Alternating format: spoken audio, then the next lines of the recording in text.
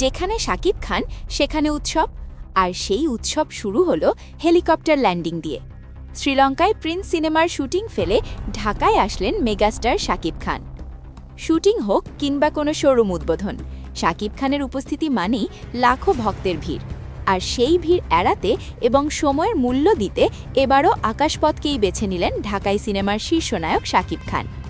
আজ একটি বিশেষ ইভেন্টে যোগ দিতে হেলিকপ্টারে করে একটি বহুতল ভবনের ছাদে অবতরণ করেন তিনি। ভিডিও ফুটেজে দেখা যায় হেলিকপ্টারের দরজা খুলে নামছেন শাকিব খান। তার পরনে ছিল ক্যাজুয়াল পোশাক, চোখে সানগ্লাস আর মাথায় ক্যাপ। হেলিকপ্টার থেকে নামতেই তাকে ঘিরে ধরেন আয়োজক প্রতিষ্ঠানের কর্মকর্তারা।